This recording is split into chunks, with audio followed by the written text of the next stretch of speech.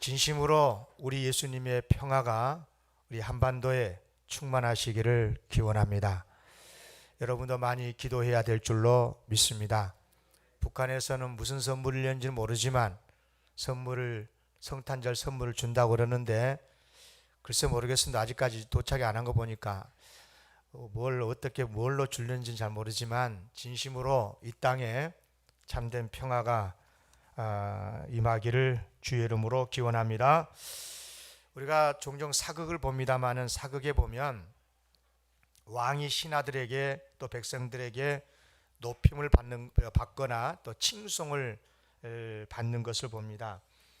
여러분, 왕에게 있어서 최고의 칭송이 있다면 무엇이겠습니까? 성군이라는 말이 아닐까 싶습니다. 그래서 보면 신하들이 왕에게 성군이 되소서 그러잖아요. 성군이 되소서. 그 다음 반대로 왕에게 가장 모욕적인 말이 있다면 반대겠죠. 폭군이라는 말일 겁니다. 폭군. 여러분, 이 폭군이라고 하는 것은 성정이 사납고 악해가지고 나라를 악하게 폭력으로 다스리는 정말 나쁜 왕이죠. 반대로 성군이라고 그러면 덕으로 나라를 다스리는 어진 임금이라고 저희들은 학교에서 배웠습니다. 어진 임금. 여러분, 폭군과 성군 사이에는요 크게 두 가지 차이가 있습니다. 나라를 다스리는 원리 차이가 있고요, 또 실제로 다스리는 왕의 자세, 태도의 차이가 있습니다. 그러니까 폭군이란 말은 곧 나라를 다스릴 때 악한 원리로 다스리는 거죠. 법과 원칙에 따라 다스리는 게 아니라 자기 기분대로 행동을 하고 또 자기 측근의 사리사욕을 채우기 위한 다스림이 있는 거죠. 그리고 다스리는 자세도 역시 매우 교만하고 난폭하게 백성들을 대하는 이런 왕이 폭군이 아니겠습니까? 반면에 성군은 나라를 다스리는 원리가 선합니다. 올바른 원칙에 의해 행동할 뿐만 아니라 백성에게 유익을 주지요. 그래서 그 다스림이 언제나 어질고 따뜻합니다. 그러므로 칭송받는 성군이 되려면 백성을 아끼고 잘 섬겨야 하고, 또 특히 백성이 어떤 어려움에 빠졌었을 때는 반드시 속히 구해야만 하는 것입니다. 모름지기 왕이라는 것은 백성의 어려움을 돌보고 그 어려움 속에서 건져 내는 것이 이 왕이 아니겠습니까? 바로 거기서 왕의 권위가 서고 칭송을 받게 되는 줄로 믿습니다. 성경에도 보면요, 하나님을 일컬어서 만왕의 왕이라고 말씀을 많은 곳에서 하죠. 하나님을 왕이라고 표현하시는데 임금이라고, 그 중에 만왕의 왕이다, 임금 중에 임금이다, 이렇게 하나님을 표현을 합니다.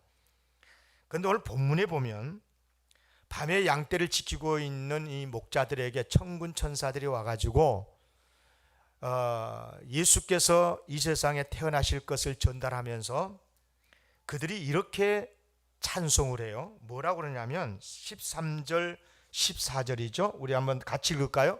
13절 14절 시작. 호련히 수많은 천군이 그 천사들과 함께 하나님을 찬송하여 이르되 지극히 높은 곳에서는 하나님께 영광이요 땅에서는 하나님이 기뻐하시는 사람들 중에 평화로다 하니라. 예수 그리스도께서 세상에 오시는 것이 지극히 높은 곳에서는 하나님께 영광이 된대요. 그리고 땅에서는 하나님이 기뻐하시는 사람들 중에 평화가 된대요. 믿습니까? 여러분, 예수님이 이 땅에 태어나셨기 때문에 하나님께 더욱 영광이 된다. 그리고 땅에서는 사람들이 하나님이 기뻐하시는 사람들 중에 평화가 된다. 여러분, 이 말씀이 무슨 말씀이겠습니까? 잘 이해하셔야 되는데요. 여러분요, 예수님의 성탄은 크게 두 가지 의미가 있습니다. 여러 가지 우리가 성탄절에 이런저런 이야기를 하지만 크게 보면 성경적으로 볼 때 두 가지 의미가 되는데, 하나는 하나님께 영광이 되고, 또 하나는 이 땅에 사는 사람들에게 평화가 되는 거예요. 예수님의 성탄은 하나님께는 영광이 되고 이 땅에 살고 있는 사람들에게는 평화가 임하는 사건이 된다. 왜 그런가? 여러분, 예수님의 성탄이 왜 하나님께 영광이 되겠습니까? 그것은 예수님이 세상에 태어나신 목적, 이유를 알면 금방 그 뜻을 알 수 있습니다. 예수님이 왜 오셨습니까? 왜 세상에 태어나셨어요? 하나님이 왜 예수님을 보내셨어요? 그것은 한마디로 말해서 세상을 구원하시기 위해서 오신 거거든요. 죄 가운데 살다가 영원히 멸망을 당할 수밖에 없는 우리를 구원해 주시기 위해서 오신 거예요. 오해하지 마세요. 죄인들을 처벌하기 위해서 오신 것이 아니고 죄인임에도 불구하고 사랑을 베풀어서 구원해 주시기 위해서 오신 거죠. 뿐만 아니라 우리 인간이 연약해서 사탄의 미혹을 받았잖아요. 유혹을 받았어요. 그래서 사탄의 포로가 돼가지고 파멸의 길을 가고 있단 말이죠. 인간이. 그런 불쌍한 우리 인간들을 구해 주시려고 오신 거예요. 그러니까 이런 거죠.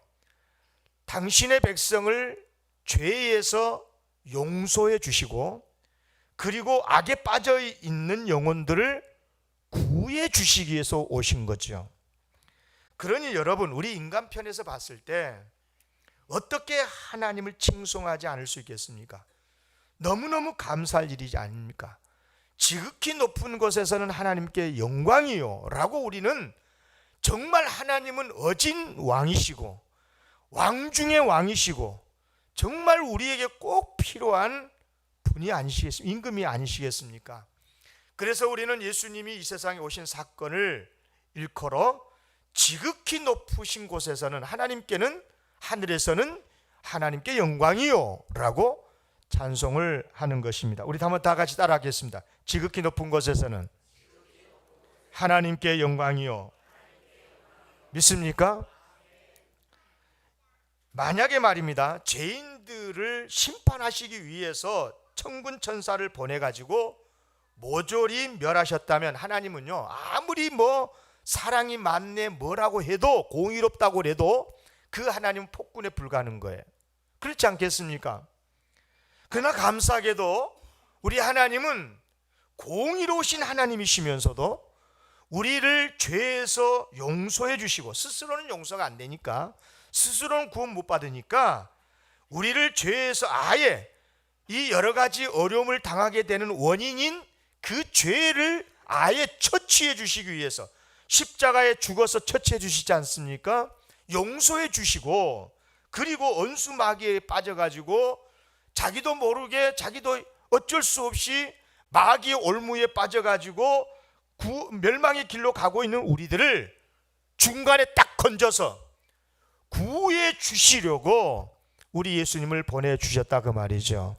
그러니 얼마나 감사할 일입니까? 여러분요, 하나님이 얼마나 우리를 구해 주고 싶으셨으면 천사를만 보낸 것도 아니고 천군을 동원해서 보낸 것도 아니고 당신의 독생자 하나밖에 없는 아들을 이 세상에 보내주셨겠습니까? 사실 따지고 보면 예수님의 탄생은 하나님께는요 말할 수 없는 고통인 거예요. 그렇지 않겠습니까? 생각해 보세요.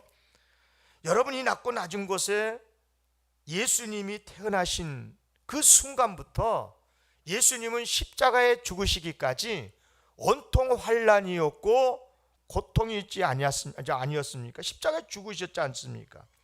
그러면 여러분 물어보십시다.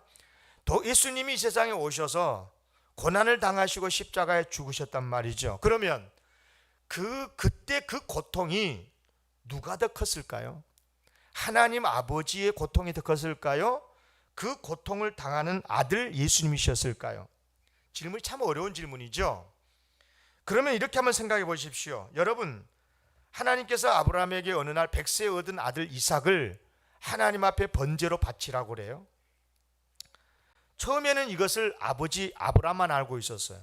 근데 아들이 이제 그때 당시 13살쯤 됐다고 그러는데 13살쯤 되면 벌써 눈치가 있잖아요. 그래서 가면서 물과 불은 다 있는데, 나무는 다 있는데 번제할 어린 양은 안 보인 거죠. 그래서 아버지에게 묻잖아요. 아버지, 나무와 불은 다 있는데 왜 어린 양은 없습니까? 번제로 드릴 양은 없습니까? 어디 있습니까? 그리고 그렇게 질문할 때 아버지가 다르게 하나님이 예비하셨다고 말씀하십니다만은 그 다음에 보세요. 100세가 훨씬 넘은, 100세에 낳았으니까 113살이에요, 연세가. 그러면 벌써 이제 연세가 다 간 거예요. 그런 노파가 아무리 13살짜리라고 그래도 그것을 결박해서 묶어서 번제단 위에 올릴 때 여러분 아들이 가만히 있었다고요. 여러분 생각해 보세요. 그때 아버지 마음이 어떠했겠습니까? 그것을 생각하면 아는 거예요. 하나님 아버지께서 독생자 예수님을 이 세상에 보내신 사건이 바로 그것과 똑같다 이 말입니다. 하나님은 우리를 구원하여 주시기 위해서 아들 예수님을 기꺼이 세상에 보내주셨단 말이죠. 아들을 세상에 보낸다는 것은, 이것은 한마디로 말해서 온갖 고난 다 당하고 아들을 십자가에 달려 죽게 하는, 이거 다 아시면서도 기꺼이 그렇게 하셨단 말이죠. 이유는 단 한 가지입니다. 우리를 그렇게 사랑하는 거예요. 우리가 죄인이고 우리가 스스로 죄에 빠져서 지 욕심 때문에 우리가 스스로 멸망의 길을 가고 있는데, 우리를 얼마나 사랑하셨으면 그거 눈뜨고 볼 수가 없어서 우리를 구원해 주시기 위해서, 죄를 용서해 주시기 위해서, 그리고 우리를 죄악에서 건져서, 사망에서 지옥에서 건져내기 위해서 아들 독생자를 보내주셨으니, 여러분, 하나님이 보통 하나님입니까? 그냥 왕입니까? 어질다라고 표현을 해도 다 이게 표현이 안 되는 거예요. 정말로 성군 중에 성군이 아니시겠습니까? 그러므로 예수님의 탄생이 하나님께 영광이 된다, 이 말 속에는 하나님이 우리를 얼마나 사랑하셨는가가 담겨져 있는 표현인 거예요. 정말 우리의 입장에서 봤을 때 하나님은 정말로 영광스러운 분이십니다. 온 인류, 오고 오는 인류를 통해서 영원토록 영광을 받으실 분이십니다. 할렐루야. 그렇게 찬양을 하지 않을 수 있겠습니까? 여러분, 우리를 구원해 주시기 위해서 독생자 예수 그리스도를 보내주셨으니 그 하나님이 보통 어지신 하나님이고 사랑이 풍성한 하나님이시냐고요. 그러니 우리는 이 성탄절에 하나님을 향하여 지극히 높은 곳에서는 하나님 영광을 받으소서. 아멘. 따라하겠습니다. 지극히 높은 곳에서는 하나님께 영광이요. 아멘. 그래요. 여러분, 그러므로 어려움이 있다고 해서 실망하지 마십시오. 우리 하나님께서 독생자 예수 그리스도를 보내셔서 우리를 반드시 구해 주시는 줄로 믿습니다. 또 하나는 예수님의 탄생이 하나님의 기뻐하심을 입은 사람들에게의 평화다, 땅에서는 사람들에게 평화다라고 그렇게 말씀을 하고 있는데요. 여러분, 죄를 지었어요. 죄인에게 평안함은 언제 임하는 거예요? 딱 답이 나오잖아요. 죄인이 용서받을 때인 거예요. 맞잖아요. 그죠? 그래, 괜찮아. 네가 연약해서 죄 지었는데 내가 용서할게. 이렇게 용서를 받을 때 그 평안함이 있지 않겠습니까? 여러분, 여기서 평안이라는 것은 단순히 마음의 평안만을 말한 건 아니고요.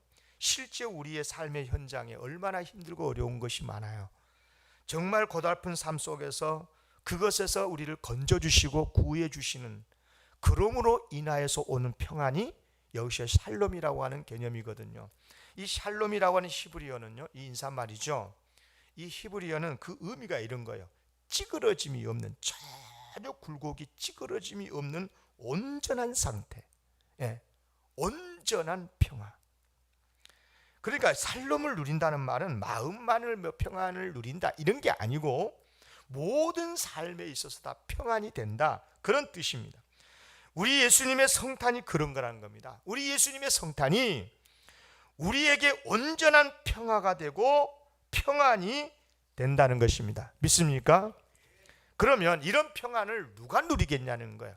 예수님께서 이 세상에 오시는 이유가 우리에게 평안을 주시기 위해서 오셨는데, 그러면 이 평화가 누가 누리는 것입니까? 누가 누릴 수 있겠습니까? 그것은 우리를 구원해 주시기 오신 예수님을 영접하고 그 예수님의 구원의 은혜를 온전히 받아들이는 사람. 그래서 천사가 노래할 때요, 그냥 땅에서는 사람들에게 평화 이렇게 말하지 않고 하나님의 기뻐하심을 받은 사람들에게 평화다 그랬어요. 그러니까 예수 그리스도를 진심으로 나의 구원의 주님으로 받아들이는 그 사람에게는 진짜 하늘의 평화가 임한다는 겁니다. 이런 평안이 충만하시기를 기원합니다. 근데 여러분, 예수님의 성탄은요, 하나님과 우리 사이, 나 사이에서만 평안이 이루어지는 게 아니고요, 사람과 사람 사이에서도 평화가 이루어지는데요. 여러분, 우리가 예수를 믿지요? 믿으면 구원을 받는다고 그러잖아요. 이게 무슨 말이에요? 하나님은 우리 아버지가 되고 우리는 그분의 자녀가 된다는 말이잖아요. 자, 그러면 예수를 믿어서 하나님이 우리 아버지가 됐습니다. 그러면 예수를 믿는 우리는 뭐가 되는 거예요? 다 형제가 되고 자매가 되는 것 아니겠습니까? 맞습니까? 안 맞으면 안 되는 거예요. 그 사람은 아직까지 예수님을 아버지라고 안 섬기는 거예요. 아버지로 안 된 거, 아버지가 안 된 거야. 그럼 그거 못 받은 거예요. 여러분, 하나님은 한 아버지시잖아요, 우리. 그러면 그분을 우리가 우리는 그분의 백성이 됐으니까, 자녀가 됐어요. 그러면 우리끼리는 뭐가 된 거예요? 한번 얼굴 좀 봐봐. 자매요, 형제요. 아멘? 예, 형제고 자매가 된 거죠, 우리는요. 좀 불편하신 분들이 계신 것 같아서 재미있는 이야기 하나 할게요. 어느 교회에 남자 형제만 넷인 한 청년이 있었어요. 남자 형제가 4명이에요. 저는 6명인데 그 사람은 이제 4명이었어요. 그런데 문제는 뭐냐면, 큰 장남이, 큰 형이 둘째인 자기보다도 8살 적은 어린 자매랑 사귄 거야. 몇 살? 8살. 계산 잘해요. 근데 문제는 뭐냐면, 둘째가 형보다 2살 아래니까, 2살 아래인데, 그러니까 자기보다 둘째는 자기보다 2살 많은 자매랑 사귄 거야. 한 교회에서. 그러면 이제 둘째 애인과 형의 나이가 같죠. 그렇죠? 그러면 형수가 될 자매하고 자기 애인, 둘째인 자기 애인하고 나이 차이가 둘째가 그 형수가 더 많은데 몇 살 많은 거예요? 계산 빠르네. 10살이죠. 10살. 나이가 이거 수치 계산이 굉장히 힘들었는데 여러분 빨리 아시구만. 다 한 교회 다닌 거예요. 교회가 크지도 않아요. 조그마한 교회인데, 그러니까 형수는 자기보다 8살 아래. 그죠? 자기 와이프 될 사람하고는 10살 아래. 그런 거죠. 근데 둘째가 먼저 결혼을 했어요. 형도 조금 후에 따라서 결혼을 했네요. 그러니까 까마득한 10살 선후배가 이 동서지간이 된 거죠. 결혼하기 전에 사람들이 물었대요. 이제 둘째 여자친구에게 물었대요. 너 결혼하면 제가 네 형님이 되는데 괜찮겠어? 10살 아래 저 꼬맹이가 네 형이야, 네 형. 그래 괜찮겠어? 뭐 어때? 따라합시다. 뭐 어때? 한번 해봐요. 뭐 어때? 사랑하는데 내 남편, 내 아내 서로 남녀가 사랑해서 서로 사랑했잖아요. 그러니까 내 형수가 내 와이프보다 나이가 10살 아래면 어때? 그 말 아니에요. 예. 이런 이야기가 실제입니다. 지금 실제로 있는 이야기예요. 없는 이야기를 내가 말하겠어요. 지금도 잘 지내고 있고요. 여러분, 결혼을 하고 나면 새로운 가족이 생겨요. 새로운 관계가 형성이 됩니다. 내가 사랑하는 그 여인과만 결혼한 것이 아니에요. 딱 내가 사랑해서 결혼을 하잖아요. 그러면 여인의 그 많은 가족이 다 누구 가족이 된 거예요? 누구 가족이요? 내 가족이 된 거예요. 내 가족. 나의 가족이 된 거예요. 나이, 형편, 기질 전혀 상관이 없어요. 로미오와 줄리엣이 결혼을 했다면 이들은 집안의 원수를 아버지라고 불러야 되고 어머니라고 불러야 되는 거예요. 이렇듯 결혼이라고 하는 것은 강력한 새로운 가족 관계가 형성이 되는 이 땅에서 이 땅에서의 관계 중에서 가장 강력한 사건인 거예요. 하물며 여러분, 예수님의 은혜로 우리가 하나님의 구원받은 하나님의 자녀가 됐어요. 예수님이 나를 너무너무 사랑하신데, 얼마나 사랑하시냐? 오셔서 십자가에 죽으셔서 내 죄를 용서해 주실, 씻어 주실 만큼 나를 사랑하신데, 나 또한 그분의 신부가 돼가지고 신랑 되신 예수님을 사랑하지 않고서는 배길 수가 없는 거야. 나도 예수님 아니면 더 이상 삶의 의미가 없어. 당신은 오직 나의 신랑이야. 이렇게 됐어요. 그러면 하나님은 우리 다 아버지가 된 거야. 그리고 우리는 다 뭐예요? 예수님을 신랑으로 두니까 우리는 다 뭐예요? 형제 자매가 된 거예요. 가족이 된 거예요. 나이가 10살 차이가 내 아래가 되든 어쨌든 간에 형님이 그렇잖아요. 여러분, 이것은 엄청난 사건인 거예요. 아무리 미운 사람도 가족이어야 되는 거예요. 가족으로 맞아들일 수밖에 없어요. 미워할 수가 없어요. 어디 가서 흉볼 수도 없어요. 미워하기는커녕 사랑해야 돼요. 아니, 사랑하게 돼요. 사랑하는 남자, 사랑하는 여자, 그 한 사람 때문에 이처럼 서로의 가족을 사랑하게 되는 겁니다. 하물며 예수님을 사랑하면 우리가 얼마나 더하겠습니까? 모든 성도를 다 내 가족으로 받아들여야 되고, 아니 받아들일 수밖에 없어요. 그리고 사랑할 수밖에 없어요. 여러분, 그러니까 예수님의 탄생이 하나님이 기뻐하신 모든 사람들에게 평화가 된다는 말이 이해가 됩니까?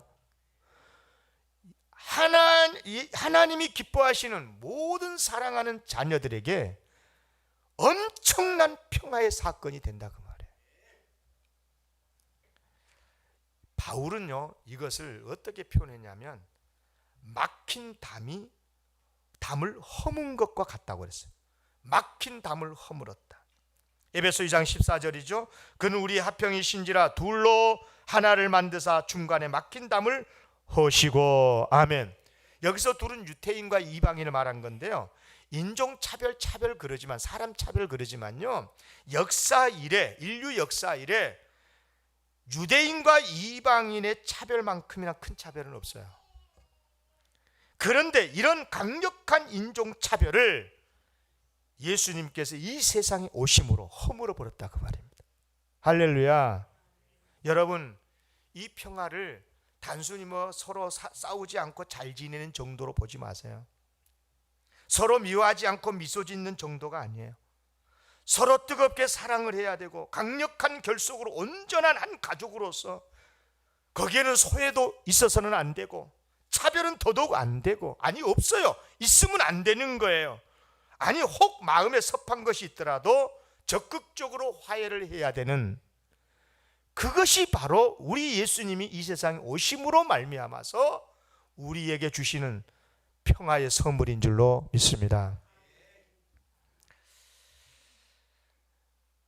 어느 목사님에게 사촌 형이 있었는데, 이 사촌 형이 정신질환으로 고생이 아주 심했어요. 입원을 해서 치료를 받고 좀 나으면 병원에서 나오고, 또 나와서 생활하다가 또 다시 악화돼가지고 사고를 쳐가지고 또 병원에 실려가고, 대학을 중퇴한 이후에 50이 넘도록 이처럼 병원에 들어갔다 나왔다 하면서 말할 수 없는 고생을 합니다.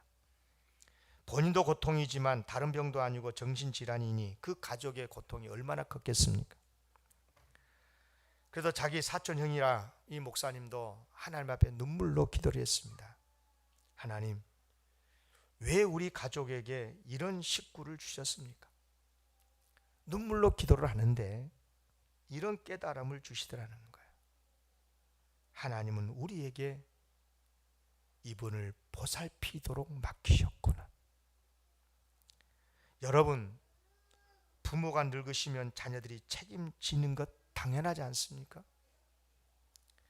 남편이 건강을 잃으면, 아내가 건강을 잃으면 남편이 아내가 돌봐야 되는 것 당연한 것 아닙니까?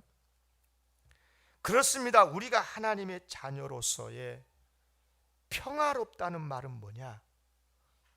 서로 좋을 때만, 건강할 때만, 넉넉할 때만 좋으라는 그런 평안이 아니고, 어렵고 힘들 때도 힘이 닿는 대로 최선을 다해서 서로 돌봐야 되는, 거기에서 오는 평화, 그로 인한 평화가 바로 주님께서 우리에게 약속하신 평화인 것입니다. 교회 안에서만이 아니고 당연히 집안에서도 세상의 모든 어려운 사람들까지도 돌봐야 하는 평화, 우리 예수님이 이 세상에 오심으로 인해서 오는 평화가 바로 이런 평화라고 하는 것을 꼭 기억하시기를 기원합니다. 사랑하는 성도 여러분, 오늘 성탄절입니다. 정말 지극히 높으신 하나님께 영광이 되는 사건입니다. 우리의 죄악을 용서해 주시고 고통에 빠진 우리를 구하시는 만왕의 왕 되신 하나님의 크신 사랑의 사건이 예수님의 성탄이기 때문에 그렇습니다. 그런가 하면 땅에서는 우리에게 말할 수 없는 평화가 됩니다. 예수님 안에서 우리가 하나님의 한 가족이 되는 사건이기 때문에 그렇습니다. 서로 받아들여야 되고 사랑해야 되고, 아니 사랑할 수밖에 없는 그런 평화를 우리에게 주시는 사건이 바로 예수님의 성탄이기 때문에 그렇습니다. 이제 여러분의 목사로서 축복합니다. 진심으로 여러분의 심령에, 여러분의 가정에, 우리 영광교회, 우리나라에, 이 우주 지구촌 곳곳에 주님의 성탄이 임하기를 기원합니다. 그래서 여러분의 죄가 용서되고 어려움 속에서 건짐받고, 그리고 서로 가족 간에, 교회에서, 세상에서도 주의 평화가 넘치는 귀한 성탄절 되시기를 주의 이름으로 기원합니다.